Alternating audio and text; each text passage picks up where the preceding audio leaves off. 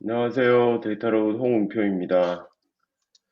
오늘 제가 말씀드릴 주제는 기업들이 AI 또는 머신러닝을 통해서 모델을 만든 다음에 그 다음에 그 만들어진 모델을 기반으로 어떻게 그 모델을 사용할 수 있는 여러 가지 방법이 있을 텐데요. 그 중에 하나가 이제 옵티마이제이션인데 그 옵티마이제이션 기능에 대해서 살펴보고 데이터 로봇이 제공하는 옵티마이제이션 기능을 그대로 쓰실 수도 있고 또는 API를 가지고 조금 더 확장된 옵티마이제이션도 해보실 수가 있습니다.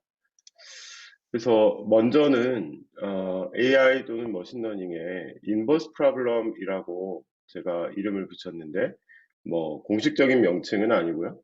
인버스 문제가 어떤 문제인지를 먼저 좀 살펴보겠습니다. 어, 순서가 이게 더 맞을 것 같습니다. 그래서 보통의 머신러닝 케이스는 학습된 데이터를 가지고 어떤 타겟 변수, 뭐 오늘 제가 샘플로 사용할 뭐 분량을 나타내는 크랙 길이 또는 뭐 고객의 천 또는 또 다른 많은 타겟 밸류를 예측하는 모델을 만드는 게 머신러닝 문제라고 하면 인버스 문제는 반대 방향입니다. 그래서 만들어진 모델 기반으로 그럼 거꾸로 그 타겟을 옵티마이제이션 시킬 수 있는 X 변수들 또는 피처들이 그 값이 어떻게 돼야 됩니까? 라는 문제를 푸는 문제입니다. 그래서 앞으로 가보시면 이런 인버스 문제가 여러 가지 산업에서 의미가 있는데요. 예를 들면 이제 유기화합물 제조하는 그 화학 회사 같은 경우에는 어떤 레진이나 또는 첨가물들을 어떻게 조합해야 퍼포먼스를 최대화 또는 최소화할 수 있는지 그런 옵티멀 퍼포먼스 관점에서 변수들의 조합을 찾는 이런 문제에 적용해 볼 수 있고요.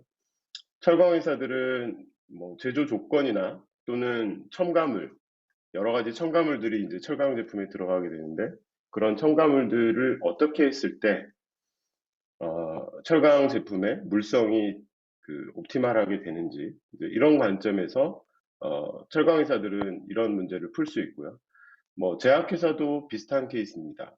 어떤 약성분을 어떻게 조합했을 때 최대한의 효능이 나는지 이런 문제들을 머신러닝의 반대 방향에서 그러니까 인버스 문제로 해결할 수 있습니다.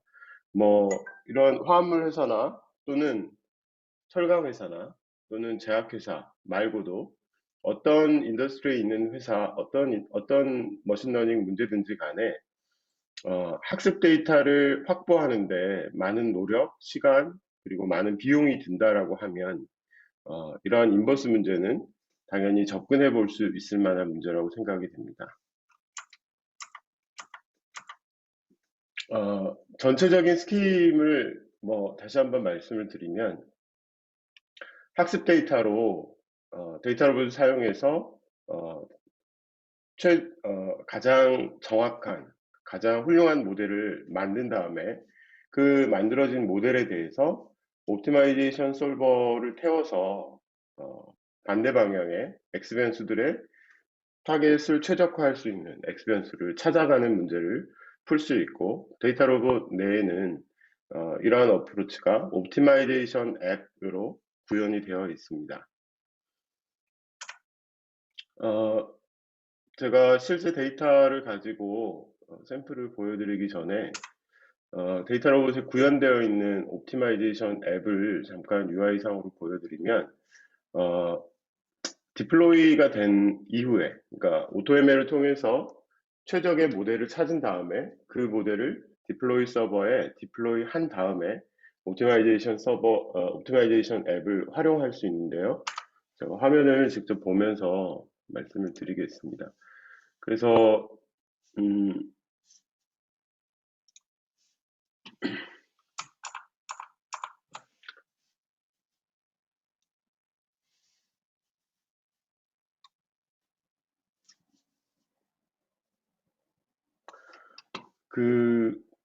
지금 이 프로젝트는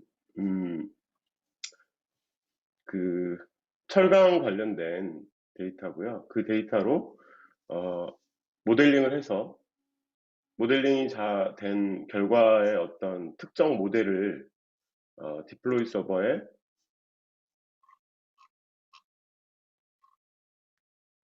이렇게 디플로이를 했고요. 그 디플로이먼트에 대해서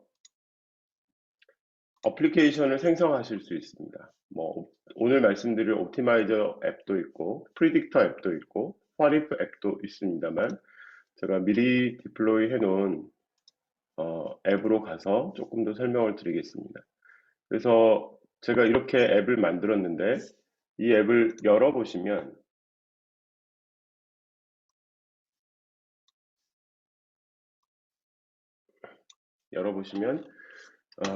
가장 먼저는 이제 세팅 측면에서 이게 미니마이즈 하는 문제인지 맥시마이즈 하는 문제인지를 선택하고 어떤 알고리즘을 이용해서 옵티마이제이션 할 건지, 그리고 X 변수로 사용된 변수들 중에 어떤 변수들을 변화시키면서 옵티마이제이션 할 건지, 이런 내용으로 옵티마이제이션 앱을 만들고 실행을 해 보실 수 있습니다. 그 실행한 결과들은 여기에 배치 프리딕션에 제가 2번 했는데 이렇게 값이 쌓이고요. 이 값을 기준으로 이제 그 TCL이라는 변수를 옵티마이제이션 하기 위해서 어떻게 X 변수 값을 취해야 되겠다라는 힌트를 얻으실 수 있습니다. 이게 이제 데이터 로봇 내에서 옵티마이제이션 앱을 사용하는 방법이고요. 오늘 말씀드릴 것은 그거를 조금 더 확장하기 위해서 데이터 로봇 외부에서 API를 가지고 어떻게 옵티마이제이션을 할 수 있는지 말씀드리려고 합니다. 데이터 로봇 밖에서 할 수 있는 방법은 여러 가지가 있겠습니다만은 가장 크게는 하이퍼옵트라는 패키지를 활용해서 fmin 펑션 기준으로 옵티마이제이션 실험을 해볼 수 있는 방법이 있고요.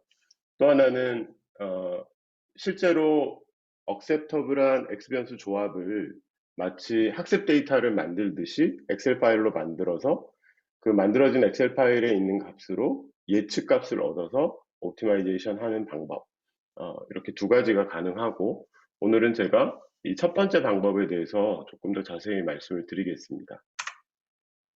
제가 사용할 데이터는 제가 미리 말씀을 드렸는데 total crack length라는 변수를 타겟으로 하는 문제인데요. 이 2016년에 나온 논문에 있는 데이터입니다.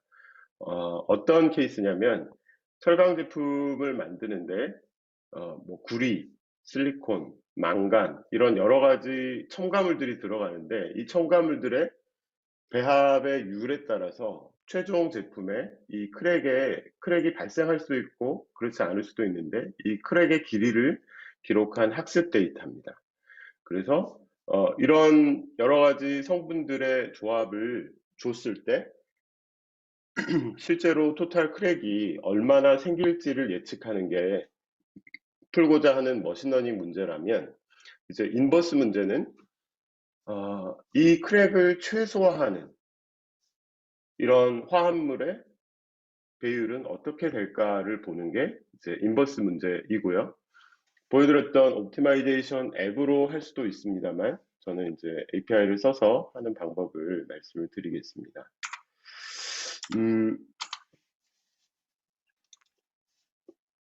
크게 복잡하지는 않고요. 일단은 데이터 로봇 연결하고 그 다음에 데이터셋 로딩한 다음에 이제 프로젝트를 만들어서 오토파일럿을 돌립니다. 오토파일럿을 돌려서 제가 지금 하려고 하는 거는 1등 모델의 변수 중요도를 조사를 해서 여기 보시면 가장 중요했던 변수가 스트레인이라는 이제 프로세스 변수고요. 이 스트레인 외에도 원래 보려고 했던 니켈, 인, 구리 이런 성분들도 주요한 변수로 마킹되어 있는 걸 보실 수 있습니다. 그래서 이러한 변수 중에서 95%까지 그러니까 누적 변수 중요도 기준으로 95%를 커버할 수 있는 변수들을 모아서 이렇게 전체 21개 변수를 다 쓰지 않고 한 10개 정도, 12개 정도 되는 변수에 대해서 변화시켜 가면서 옵티마이제이션을 해볼 수 있습니다. 모델링이 끝났기 때문에 디플로이 서버에 디플로이를 API를 가지고 하실 수 있고요. 디플로이 된 아이디를 얻어서 이 아이디 기준으로 이제 옵티마이제이션을 해보실 수 있습니다. 제가 하이퍼옵트라는 패키지 기준으로 말씀드린다고 했는데, 하이퍼옵트 패키지는 그 관련 논문 찾아보시면 패키지 내부 각각의 함수 또는 파라미터에 대해서 상세한 설명이 있으니까 별도로 참고하시면 될 것 같고요. 가장 주요하게는 제가 앞에서 선정한 이런 변수들의 서치 스페이스를 먼저 결정을 해야 됩니다. 그래서 서치 스페이스를 결정을 할 때 앞에서 선택한 이 누적 95%까지의 변수들에 대해서 미니멈, 맥시멈을 지정을 하고 이렇게 서치 스페이스를 결정을 하면 이제 그 탐색을 해볼 서치 스페이스가 결정이 됐고요. 두 번째로는 오브젝티브 펑션을 결정해야 되는데 저희는 그냥 타겟 값을 기준으로 할 거기 때문에 타겟 값은 이제 저희의 예측 서버, 디플로이먼트 서버에서 받아온 그 예측 값에 맥시마이즈인 경우에는 마이너스를 반환하고 미니마이즈인 경우에는 예측 값을 그대로 반환해서 이 오브젝티브가 계속 줄어들 수 있도록 이렇게 정의를 하게 되면 이제 옵티마이제이션이 가능하게 됩니다. 뭐 저희 용어로 V2 서버를 쓰실 수도 있고 V1 서버를 쓰실 수도 있는데 V1 서버가 이제 예측에 특화된 또 예측 전용의 서버이기 때문에 훨씬 더 응답이 빨라서 저는 V1 서버를 기준으로 예측 값을 얻을 수 있고요. 실제 이제 이 fmin 함수에 앞에서 정의된 오브젝티브와 서치 스페이스를 가지고 실행을 하게 되면 저희가 줄이려고 했던 이 TCL 값이 이렇게 쭉 뭐 튀기도 합니다만은 계속해서 옵티말해서 이 정도까지 이르는 거를 보실 수 있습니다. 이렇게 옵티마이제이션이 끝나게 되면 이제 실제 그 옵티마이제이션에 이르게 했던 X값들을 얻으실 수 있습니다. 그래서 이걸 가지고 실제 그 크랙을 최소화하는 배합을 찾고 그 배합률을 가지고 이제 생산에 적용할 수 있는 이런 컨섬션이 가능하고요. 여기까지 돌아간 그 옵티마이제이션 과정에 대해서는 몇 개의 변수를 가지고 이렇게 애니메이션을 해볼 수 있고요.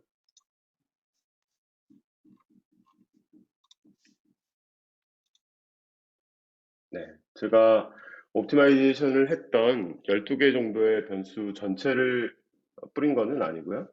이쪽에 크롬과 니켈 두 가지만 가지고 봤을 때 어떤 점들을 찾아가는지 이 애니메이션에서 확인하실 수 있습니다. 그리고 전체 저희가 옵티마이제이션 하려고 했던 토탈 크랙 렌스의 값이 실험 전체 50번의 이터레이션 가운데 어떤 형태로 줄어들었는지를 보실 수 있습니다. 제가 말씀드릴 내용은 여기까지고요. 혹시 질문 있으십니까?